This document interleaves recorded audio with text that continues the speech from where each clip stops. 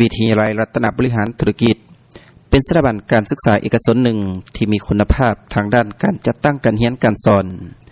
ซึ่งได้จัดตั้งการเรียนการสอนมาเป็นเวลายาวนานตั้งแต่ปี 1974 เป็นต้นมาวิทยาลัยรัตนบริหารธุรกิจ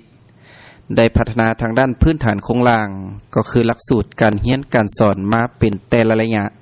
ให้ได้ตามมาตรฐานของกระทรวงศึกษาธิการและกีฬาและก็ได้สร้างทรัพยากรมนุษย์ที่มีคุณภาพออกรับใช้สังคมมาแล้วหลายรุ่นเป็นจำนวนหลายพันคนวิทยาลัยรัตนบริหารธุรกิจได้จัดตั้งการเรียนการสอนให้ไปตาม3ลักษณะและ5หลักมูลการศึกษาเพื่อสร้างให้นักศึกษาไปตามวิสัยทัศน์และพันธกิจของสถาบันแนะใส่ให้พวกเขาเจ้ามีความรู้คู่ความดีมีศีลธรรมประจำใจนำใส่ให้เกิดประโยชน์แก่สังคมซึ่งนอกจากนักศึกษาจะได้ศึกษาภาคทฤษฎีจากคณะอาจารย์ที่มีประสบการณ์ทางด้านการเรียนการสอนมาเป็นเวลายาวนานแล้ววิทยาลัยรัตนบริหารธุรกิจยังมีห้องจำลองการเฮ็ดเวียกตัวจริงของแต่ละสาขาวิชาเพื่อให้นักศึกษาได้นำเอาความรู้ทางภาคทฤษฎีมาหมุนใส่เข้าในการเฮ็ดเวียกตัวจริงห้องปฏิบัติการจำลองแม้นได้สร้างขึ้นโดยการจำลองเอาแบบแผนวิธีการเฮ็ดเวียกตัวจริงของหัวหน่วยธุรกิจเพื่อให้นักศึกษาแต่ละสาขาวิชาได้ฝึกเฮ็ดเวียกตัวจริงตามชั่วโมงเรียนที่ได้จัดให้ในตารางเรียนซึ่งจะมีคณะอาจารย์เป็นผู้นำพาและอธิบายเกี่ยวกับขั้นตอนการปฏิบัติเวียกงานเฮ็ดให้นักศึกษามีความรู้สึกว่าพวกเขาเจ้าแม่นกำลังเฮ็ดเวียกอยู่ในหัวหน่วยธุรกิจหรือองค์การจัดตั้งใดหนึ่งที่มีรูปแบบการเฮ็ดเวียกที่สมจริงโดยเฉพาะในเวลาที่นักศึกษาลงภาคปฏิบัติตัวจริงอยู่ในห้องปฏิบัติการจำลองนั้นแม้นจะได้มีคณะนักวิชาการจากบรรดาบริษัทและหัวหน่วยธุรกิจต่างๆที่ดำเนินธุรกิจตัวจริงได้ถูกรับเชิญมาเป็นนักวิชาการในการฝึกอบรมในแต่ละคอร์สการเฮ็ดเวียกเป็นต้นแม่นเวียกงานการบริหารเวียกงานการเงินการเก็บเอกสารและอื่นๆซึ่งห้องปฏิบัติการจำลองดังกล่าวแม่นเป็นส่วนสำคัญที่จะเฮ็ดให้นักศึกษามีความคุ้นเคยในการเฮ็ดเวียกตัวจริงสร้างประสบการณ์ให้นักศึกษาในเวลาที่พวกเขาเจ้าไปประกอบอาชีพว่าจะสร้างธุรกิจส่วนตัวหรือไปประกอบอาชีพนำหัวหน่วยธุรกิจและองค์การจัดตั้งต่างๆก็ล้วนแล้วแต่เป็นการประกอบส่วนช่วยสังคมก็คือประเทศชาติดังนั้นจึงเห็นได้ว่าเมื่อนักศึกษาได้ผ่านประสบการณ์ในการเฮ็ดเวียกตัวจริงก็คือการผ่านภาคปฏิบัติตัวจริงอยู่ในห้องจำลองแล้วจะรู้จักหลีกเว้นความเสี่ยงและความผิดพลาดที่อาจจะเกิดขึ้นอยู่ในการเฮ็ดเวียกตัวจริงนั่นเองนอกจากการผ่านการเฮ็ดเวียกตัวจริงผ่านห้องปฏิบัติการจำลองแล้วนักศึกษาปีสุดท้ายทุกคนยังจะต้องได้ลงฝึกงานนำบรรดาหัวหน่วยธุรกิจและองค์การจัดตั้งต่างๆทางภาครัฐและเอกชนเติมอีกเพื่อให้พวกเขาเจ้าได้เรียนรู้ประสบการณ์ตัวจริงอีกขั้นหนึ่งที่สำคัญก่อนที่จะออกไปประกอบอาชีพตามความมุ่งหวังของพวกเขาซึ่งว่าการลงฝึกงานนั้นนักศึกษาแม้นจะต้องได้ใช้ทั้งความรู้อยู่ในห้องเรียนและประสบการณ์ที่ได้ผ่านมาอยู่ในห้องปฏิบัติงานจำลองในสถาบันเพื่อนำใช้เข้าในการทดลองเฮ็ดเวียกก็คือการลงฝึกงานดังนั้นจึงถือว่าการฝึกงานนั้นก็แม่นการลงสอบเสียงในภาคปฏิบัติตัวจริงซึ่งจะมีนักวิชาการของหัวหน่วยธุรกิจนั้นเป็นผู้ประเมินความสามารถของนักศึกษาเป็นขั้นสุดท้ายพร้อมทั้งมีใบยั่งยืนผ่านการฝึกงานให้นักศึกษาดังนั้นจึงเห็นได้ว่าวิทยาลัยรัตนบริหารธุรกิจแม้นสร้างนักศึกษาให้ได้ทั้งคุณภาพและประสิทธิผลของการศึกษาแนใส่ให้นักศึกษามีความรู้และความสามารถที่ถ่ายทอดจากประสบการณ์จริงจากในและนอกสถาบันเพื่อให้นักศึกษาได้รู้จักการวางแผนการเฮ็ดเวียกที่ถูกต้องเพื่อหลีกเว้นความผิดพลาดและความเสียหายและการนอกจากนั้นบีบตัวนั้นต้องเป็นบีบที่จับกาแดงออกถ้าว่าธุรกิจทั่วไปนอกกาแดงจะนำไปโดยก่อนรัฐเท่านั้นต้องเป็นจ้ำสิบ้าถ้าจะได้จ้ำกาแดงต้องเป็นเข้าก่อนรัฐได้จ้ำสิบ้ากันไหนถ้าเอาไปแน่นนั้นมาเพื่อออกของและการให้หมอระบุเพราะมันเกิดจากสาเหตุอย่างนอกจากการลงฝึกงานปฏิบัติตัวจริงกล่าวมานั้นนักศึกษาทุกคนก็ยังได้ลงทัศนศึกษาเพื่อเบิ่งคอร์สการจัดตั้งปฏิบัติงานของบรรดาหัวหน่วยธุรกิจต่างๆเพื่อเป็นข้อมูลเข้าในการเฮ็ดบทเสนอรายงานจบสั้นของนักศึกษา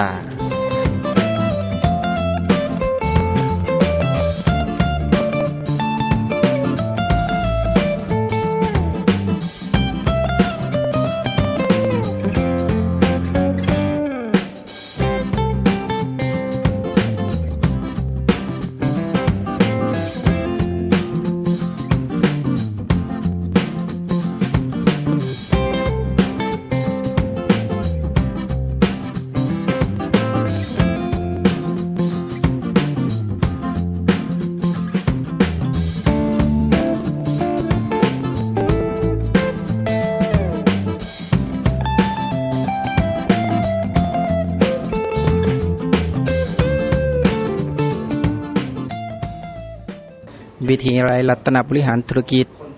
นอกจากจะจัดตั้งการเรียนการสอนในภาคปกติแล้วยังได้จัดตั้งโครงการเพื่อนช่วยเพื่อนขึ้นซึ่งเป็นโครงการหนึ่งที่สร้างขึ้นเพื่อเปิดโอกาสให้นักศึกษาผู้ที่เรียนอ่อน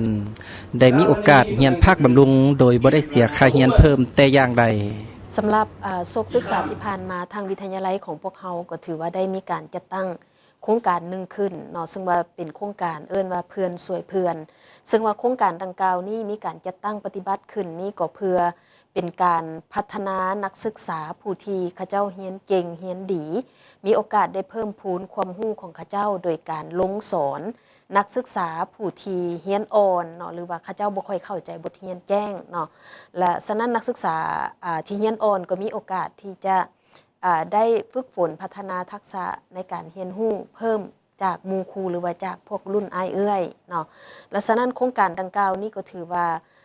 จะมีอาสาสมัครเนาะนักศึกษาที่ว่าเรียนเก่งหรือว่ารุ่นอ้ายเอื้อยเพื่อลงมาสอนนักศึกษาที่ว่าเรียนอ่อนเนาะโดยที่ว่าบ่ได้มีการเก็บค่าเรียนเพิ่มแล้วก็บ่ได้มีการจ่ายค่าเพิ่มให้เขาเจ้าเช่นเดียวกันซึ่งว่าเป็นโครงการอาสาสมัครเพื่อช่วยเหลือหมู่ครูซึ่งกันและกันนั่นเองเนาะจากการดำเนินโครงการนี้มากับปรากฏเห็นว่าได้รับมากผลดีพอสมควรเนาะก็คือนักศึกษาที่เรียนอ่อนเนาะเขาเจ้าก็เกิดความกระตือรือร้นในการเรียนแมนให้ความสนใจและก็ยังลุดพรปรากฏการณ์ย่อท่อเนาะเพราะว่าโดยส่วนใหญ่แล้วถ้าว่านักศึกษาเขาเจ้าบ่เข้าใจบทเรียนและเขาเจ้าก็อาจจะออกไปเลยหรือว่าอาจจะมักขาดเรียนแต่เมื่อมีโครงการนี้เกิดขึ้นปรากฏว่าปรากฏการณ์ย่อท่อดังกล่าวนั้นก็ลดน้อยถอยลงเนาะและก็เคียงคู่กันนั้นพวกรุ่นอ้ายเอื้อยหรือว่านักศึกษาที่เรียนเก่ง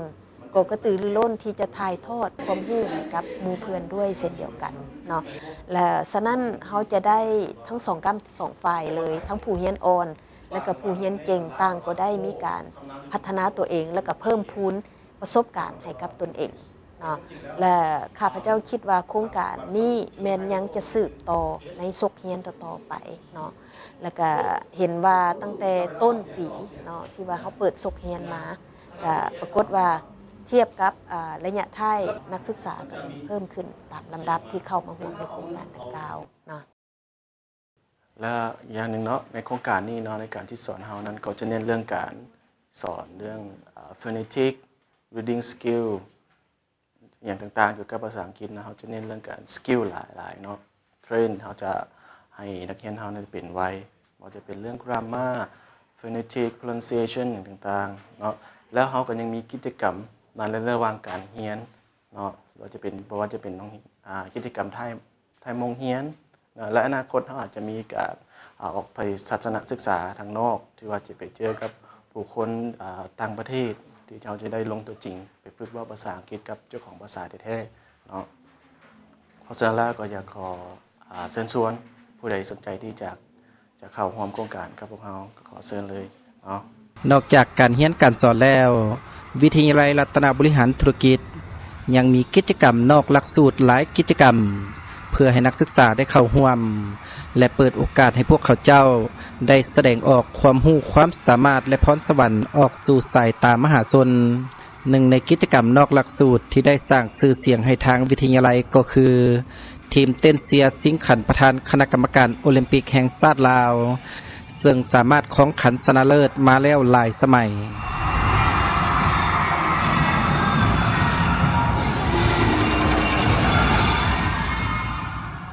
ข้าพเจ้าเนาะก็อยากขอเสนอเกี่ยวกับการเคลื่อนไหวและแผนการซ้อมเนาะเกี่ยวกับกิจกรรมแข่งขันเต้นเซียลีดดิ้งเนาะเกี่ยวเพื่อชิงขันท่านประธานคณะกรรมการโอลิมปิกแห่งชาติลาวถือว่าปีนี้ก็ถือว่าเป็นปีนึงเนาะที่เห็นว่าหลายสถาบันหลายทีมที่เข้าร่วมเนาะในการแก้เกียมนี้หมายความว่าเริ่มแต่เดือน9เนาะก็ได้ประกาศรับนักศึกษาประกาศรับสมัครนักศึกษาเกี่ยวกับการเต้นเซียเพราะว่าเราก็ได้จัดทุกปีก็หมายความว่าวิทยาลัยเราก็ถือว่าเข้าทุกปีนับแต่เริ่มต้นจนมาฮอดปัจจุบันนี่แหละในการกะเกียมนี้หลังจากที่ได้ประกาศแล้วก็หลังจากนั้นก็นักเรียนก็ได้มาเต้าโฮมเข้าโรงเรียนถือว่าเปิดเทอมใหม่เข้ามาในสถาบันแล้ว ก็ได้มีการเต้าโฮมแล้วก็คัดเอานะอันนี้ละแม่นวิธีการพวกเราเฮ็ดอันนั้นสำหรับผู้ที่สมัครเข้าทีมดังกล่าวหันพวกเขามีการคัดเลือกเนาะโดยครูฝึกจะเป็นผู้มาคัดเลือกให้พวกเขานะเพราะว่าทางสถาบันเฮาก็บ่ทันอาจจะมีเทคนิคปานใดดังนั้นจะเป็นครูฝึกสำหรับเต็นเสียสำหรับครูฝึกนี่แม่นทางคณะกรรมการเพิ่นเนาะหมายความว่าแต่ละโรงเรียนนะเพิ่นจะจัดแบ่งกันลงไปสิสอนแล้วก็ฝึกให้บรรดานักศึกษาผู้หรือว่าทีมที่จะเข้าร่วมในการแข่งขันนะในการคัดเลือกหมายความว่าคัดเลือกเอาผู้ที่มักในกีฬานี้แล้วก็อันนึงปัญหาหนึ่งก็คือสุขภาพทางด้านสุขภาพต้องแข็งแรงอุดมสมบูรณ์นั่นแหละเพราะว่ามันเป็นกีฬาหนึ่งที่ท้าทายกีฬาเต็นเซียรีดิ้งนี่คันเว้าเรื่องอุปสรรคในการกะเกียมและการซ้อมนี้สำหรับอุปสรรคนี่ก็มีก็ย้อนว่านักศึกษาเฮาอาจจะเรียนอยู่หลายภาคแล้วนอกจากเรียนอยู่หลายภาคแล้วจำนวนหนึ่งก็ทางเรียนเด้นะแล้วก็เฮ็ดเวียกเด้ในการที่จะพบปะก็บ่แม่นเรื่องธรรมดาแต่ย้อนความมักในกีฬาประเภทนี้นะดังนั้นจึงตัดสินใจถือว่าบ่ให้มีอุปสรรคก็คือโมงเวลาในการจัดนะบ่ให้แตะต้องถึงการเรียนหมายก็ว่าถ้าว่านักเรียนหากเรียนอยู่ส่วนหลายแม่นนักเรียนจะเรียนอยู่ภาคเช้านะการละแม่นหลังจากนั้นก็แม่นจำนวนนึงแม่นเรียนอยู่ภาคบ่ายเมื่อมาปรึกษาเอกภาพกันทั้งเบิดเกี่ยวกับนักศึกษาว่าเฮาสิเฮ็ดแนวใดเนาะเพื่อให้การซ้อมการแข่งขันนี่เป็นไปโดยดีบ่ให้มันเกิดปัญหาดังนั้นจึงมาตัดสินใจว่าหลังจากที่เรียนแล้วเนาะญาติเวลาเรียนแล้วญาติเวลาก็คือแม่นเอาตอนบ่ายเนาะก็ถือว่าจะบ่ายก็สิแม่นพุ่นละ5:00 นเอาเป็น5:00 นไปเนาะก็กายบ่ายละ5:00 นจนฮอด9:00 น 10:00 นกลางคืนในการซ้อมเนาะจะเป็นแนวนี้สำหรับปีนี้เพื่อบ่หลีกเลี่ยงแตะต้องเกี่ยวกับการเรียนต้องได้เรียนไปนำเกี่ยวกับการกักเกียมสถานที่การฝึกซ้อมเนาะหมายก็ว่าปีนี้นี่กระทั่งวิทยาลัยเฮาก็ถือว่าได้ทุ่มเทสมควรเกี่ยวกับสถานที่การฝึกซ้อมเนาะแต่ว่าสิได้ 100% ก็บ่ทันได้เนาะหมายก็ว่าปีนี้ได้ตั้งเป็นบ่อนฝึกซ้อมเนาะหมายก็ว่าปุ๊กเฮือนเป็นบ่อนสถานที่การฝึกซ้อมให้คักแน่แต่ก็สิได้อยู่ประมาณ 60-70% เพราะว่ายังบ่แล้วนะหมายก็ว่าให้มีสถานที่คักแน่เพราะว่าผ่านมาเฮาก็มีอุปสรรคในการฝึกซ้อมเนาะสถานที่ดังนั้นปีนี้หมายก็ว่าทั้งสถาบันก็มีนโยบายถือว่าเฮ็ดบ่อนฝึกซ้อมแล้วก็อุปกรณ์ในการฝึกซ้อมโดยเฉพาะแม่นเบาะห้องเพื่อป้องกันในการเกิดอุบัติเหตุต่างๆแล้วปีนี้ก็ถือว่าทางสถาบันก็ได้ลงทุนเนาะซื้อเบาะมาใส่ถือว่าค่อนข้างได้มาตรฐานละสำหรับปีนี้รับประกันเนาะตัวนี้เจ้าคือมาตรฐานจะได้เห็นเนาะตัวจริงนะในวันที่11 กันยาผ่านมานี้วิทยาลัยรัตนบริหารธุรกิจ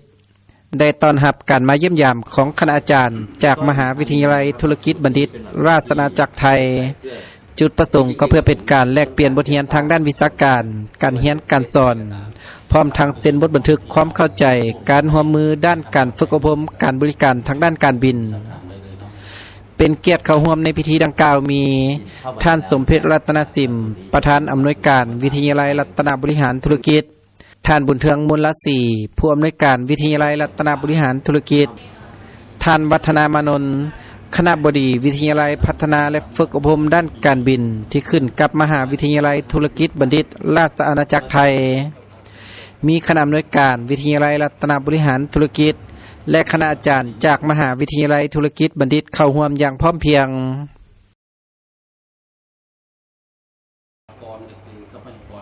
ท่านสมเพชรรัตนสิมประธานอำนวยการวิทยาลัยรัตนบริหารธุรกิจได้กล่าวแสดงความยินดีต้อนรับ คณบดีมหาวิทยาลัยธุรกิจบัณฑิตที่ได้เดินทางมาเยี่ยมยามพร้อมทั้งได้รายงานสภาพการจัดตั้งการเรียนการสอนของวิทยาลัยรัตนบริหารธุรกิจว่าวิทยาลัยรัตนบริหารธุรกิจก็แม่นวิทยาลัยเอกชนหนึ่งที่ขึ้นกับกระทรวงศึกษาธิการและกีฬาซึ่งมีหลักสูตรการเรียนการสอนอันเดียวกับระบบการศึกษาแห่งชาติวิทยาลัยรัตนบริหารธุรกิจได้สร้างตั้งขึ้นตั้งแต่ปี 1974 เป็นต้นมาซึ่งเป็นระยะเวลาหลาย10 ปีที่ทางวิทยาลัยรัตนบริหารธุรกิจได้สะสมประสบการณ์ทางด้านการเรียนการสอนปรับปรุงคุณภาพทางด้านทรัพยากรมนุษย์ที่มีความรู้ความสามารถช่วยพรรครัฐบาลในการก่อสร้างบุคลากรของชาติออกรับใช้สังคมก็คือประเทศชาติเป็นจำนวนหลวงหลายวิทยาลัยรัตนบริหารธุรกิจยามใดก็ได้ตั้งหน้าเข้าใส่การสุขยุส่งเสริมและพัฒนาบุคลากรก็คือครูอาจารย์ด้วยการฝึกอบรมทางด้านวิชาการวิชาเฉพาะและแลกเปลี่ยนประสบการณ์กับสถาบันการศึกษาทั้งภายในและต่างประเทศแลกเปลี่ยนวัฒนธรรมระหว่างนักศึกษากับบรรดาสถาบันการศึกษาประเทศเพื่อนบ้านและประเทศอาเซียนด้วยกันเพื่อเฮ็ดให้การจัดตั้งการเรียนการสอนของวิทยาลัยรัตนบริหารธุรกิจมีประสิทธิภาพสูงขึ้นไปเรื่อยๆเพื่อเป็นการนำส่งความรู้สู่นักศึกษาได้มีการเซ็นสัญญาร่วมมือกับหลายสถาบันการศึกษาต่างประเทศเพื่อแลกเปลี่ยนวิชาการการเรียนการสอนให้มีประสิทธิภาพสูงขึ้นเรื่อยๆเพื่อสามารถเชื่อมโยงกับบรรดาประเทศภาคพื้นอาเซียนและสากลเทื่อละก้าวปัจจุบันวิทยาลัยรัตนบริหารธุรกิจได้เปิดสอนใน4ภาควิชาคือภาควิชาการบริหารทั่วไปภาควิชาการเงินการธนาคารภาควิชาการตลาดและภาควิชาภาษาอังกฤษธุรกิจท่านวัฒนามานนท์คณบดีวิทยาลัยพัฒนาและฝึกอบรมด้านการบินได้เสนอให้ฮู้ว่าวิทยาลัยพัฒนาและฝึกอบรมด้านการบินแม่นขึ้นกับมหาวิทยาลัยธุรกิจบัณฑิตเปิดหลักสูตรการเรียนการสอนและฝึกอบรมบุคลากรที่จะไปประกอบอาชีพในอุตสาหกรรมการบินโดยเน้นใส่ให้นักศึกษาได้ปฏิบัติตัวจริงซึ่งนักศึกษาจะได้เรียนรู้ตั้งแต่การบริการภาคพื้นดินจนฮอดการบริการในเครื่องบินนักศึกษาที่จบออกไปสามารถประกอบอาชีพเกี่ยวกับเวียกงานการบินได้เลยซึ่งว่าหลักสูตรการเรียนการสอนของวิทยาลัยพัฒนาและฝึกอบรมด้านการบินแม้นได้มาตรฐานสากลและได้ถูกรองรับจากองค์การที่เกี่ยวข้องวิทยาลัยยังมีเครื่องบินตัวจริงที่ใช้เป็นบอลให้นักศึกษาได้ฝึกตัวจริงฉะนั้นเมื่อนักศึกษาที่ผ่านการฝึกอบรมและจบหลักสูตร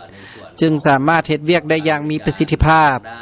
อุตสาหกรรมการบินในปัจจุบันแม่นกำลังขยายตัวอย่างกว้างขวางฉะนั้นความต้องการในตำแหน่งงานต่างๆก็มีความต้องการบุคลากรที่มีความรู้ความสามารถเพื่อประกอบอาชีพตามความเหมาะสมท่านบุญเทืองมูลละศรีผู้อำนวยการวิทยาลัยรัตนบริหารธุรกิจได้มีคำเห็นว่าอุตสาหกรรมการบินก็แม่นแขนงหนึ่งที่อำนวยความสะดวกทางด้านการคมนาคมขนส่งทางอากาศบ่ว่าจะเป็นการเดินทางของผู้โดยสารหรือขนส่งสินค้าในปัจจุบันพวกเราได้ก้าวเข้าสู่ประชาคมเศรษฐกิจอาเซียนยิ่งเกิดให้การไปมาหาสู่ระหว่างบรรดาประเทศสมาชิกก็คือสากลได้เพิ่มขึ้นฉะนั้นธุรกิจทางด้านการบินก็ได้มีการขยายตัวอย่างกว้างขวางเพื่อรองรับการคมนาคมขนส่งทางอากาศที่เพิ่มขึ้นดังนั้นจึงเป็นโอกาสดีที่ทั้งสองสถาบันของพวกเรา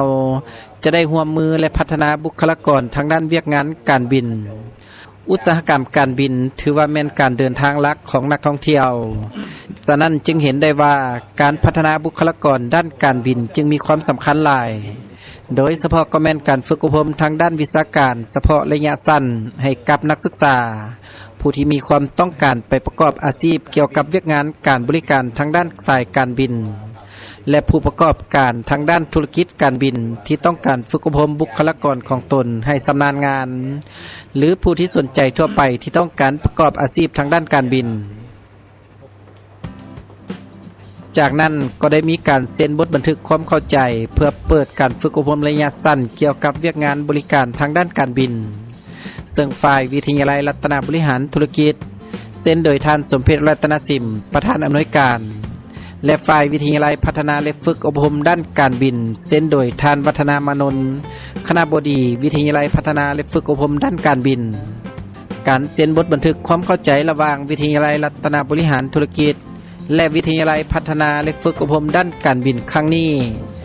ก็เพื่อสานต่อบทบันทึกความเข้าใจระหว่างวิทยาลัยรัตนบริหารธุรกิจและมหาวิทยาลัยธุรกิจบัณฑิตที่ได้ลงนามร่วมกันในท้ายปี 2017 ผ่านมานี้อยู่ที่ราชอาณาจักรไทยซึ่งวิทยาลัยพัฒนาและฝึกอบรมทางด้านการบินก็แม่นวิทยาลัยหนึ่งที่ขึ้นกับมหาวิทยาลัยธุรกิจบัณฑิตมีประสบการณ์ด้านการเรียนการสอนในการสร้างบุคลากรด้านการบริการเวียกงานทางด้านการบินเพื่อตอบสนองบุคลากรให้อุตสาหกรรมการบินอย่างเพียงพอวิทยาลัยพัฒนาและฝึกอบรมด้านการบินมีเครื่องบิน Airbus 300 600ซึ่งเป็นเครื่องพลประจำการที่ทางมหาวิทยาลัยธุรกิจบัณฑิตได้ซื้อจากสายการบินไทยเพื่อนำมาให้นักศึกษาได้เรียนรู้ตัวจริงในเครื่องบินแท้นักศึกษาที่เรียนสาขาเกี่ยวกับการบินทุกคนแม้นสามารถฝึกการบริการในเครื่องบินแบบเหตุการณ์จริงเมื่อนักศึกษาเรียนจบหลักสูตรแล้วจึงสามารถเฮ็ดเวียกตัวจริงอย่างชำนาญ